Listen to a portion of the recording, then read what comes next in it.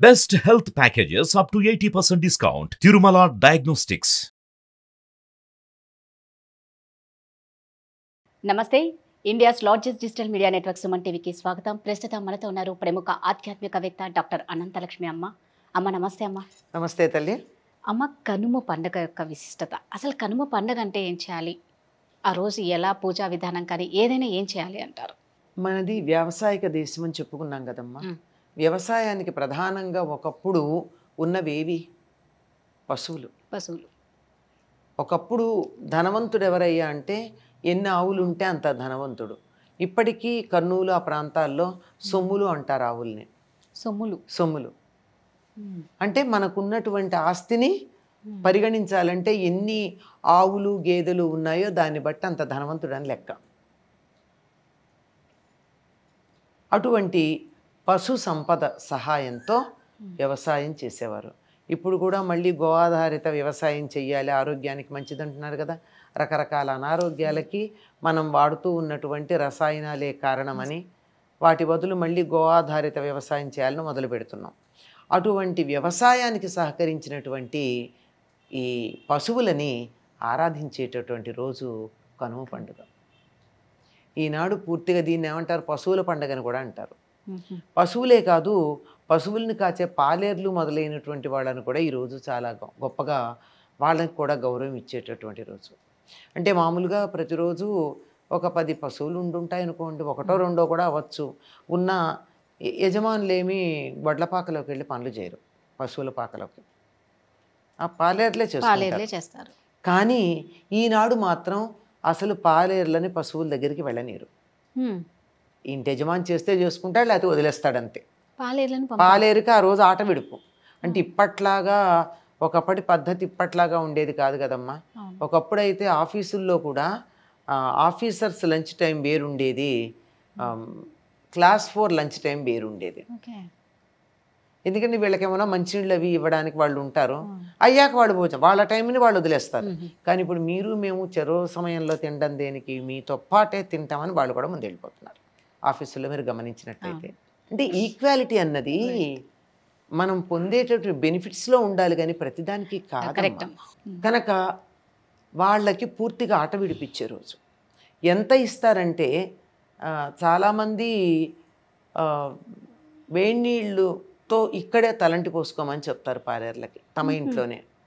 అంటే వేడి నీళ్ళు వీళ్ళింటో రోజు అందరికీ నీళ్లు వాళ్ళు కాచిస్తే వాళ్ళు కూడా ఆ నీళ్లతో ఇక్కడే వీళ్ళే కుంకుడుకాయలు అవన్నీ ఇచ్చి వాళ్ళని తలంటి పోసుకోమంటారు. కొత్త బట్టలు ఇస్తారు. అయిన తర్వాత భోజనం పెడితే పెడతారు, కానీ చాలామంది ఇష్టపడరు తినడానికి. ఎందుకంటే వాళ్ళు వండుకునే భోజనాలు తింటారు, వాళ్ళు తేడాలు ఉంటాయి కదా.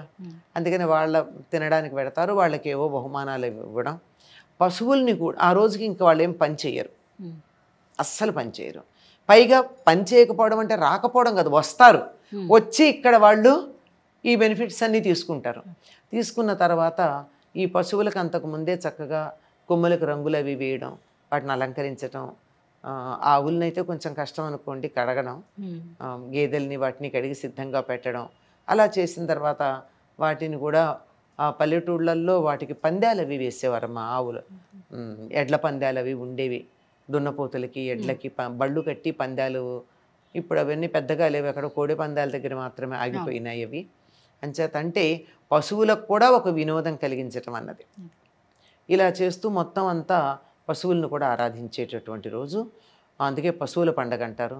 దాంతోపాటుగా బళ్ళు, వ్యవసాయానికి ఉపయోగపడేటటువంటి నాగలి వాటి మీదే ఉండేది. ప్రయాణం చేయాలంటే ఎడ్ల బండిలో ప్రయాణం చేసేవారు.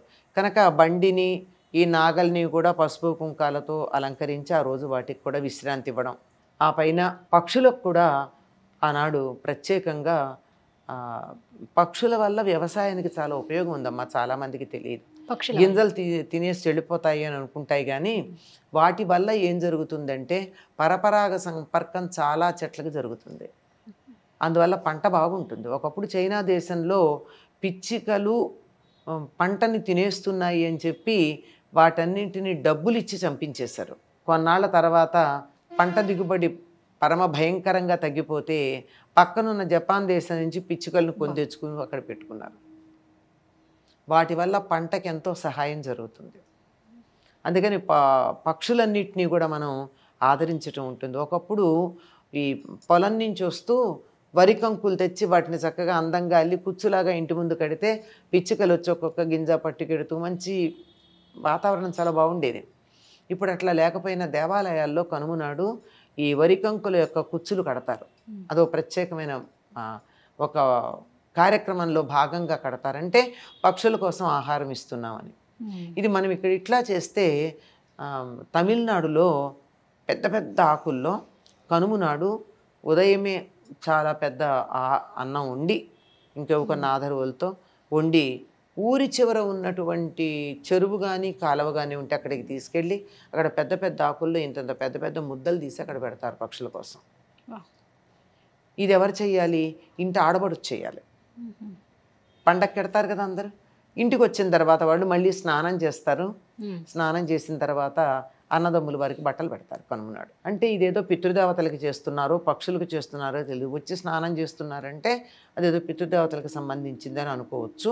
మొత్తానికి ఇట్లా వ్యవసాయానికి సహకరించినటువంటి పశువులకి, పశువులను పాలించే వాళ్ళకి, వీటికి సంబంధించినటువంటి వస్తువులకి, మనకు పంటలు బాగా పండడానికి ఉపయోగపడేటట్టుగా ఉండే పక్షులకు మొదలైనటువంటి వాటన్నిటికీ, ఇంకా కీటకాలకి, వాటికి కూడా ఆహారం అలా చల్లుతూ కనుమ నాడు మొత్తం ప్రకృతిని, ఆ తరువాత మన ఇంట్లో ఉండేటటువంటి పశువుల్ని ఆరాధించడం కనపడుతుందమ్మా. ఇది కనుమ యొక్క విశిష్టత.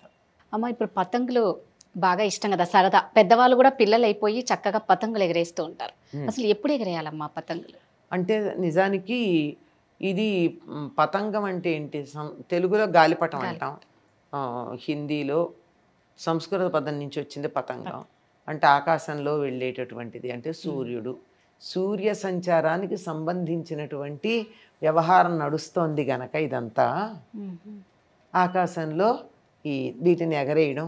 గాలిపటానికి తోక ఉంటుంది కదా, ఆ తోక ఎటు ఉంటుందో దాన్ని బట్టి గాలి వాలోది తెలుసుకునేటటువంటి ఒకనొక కార్యక్రమానికి సంకేతంగా పతంగులు ఎగరేయడం మనకు కనపడుతుంది.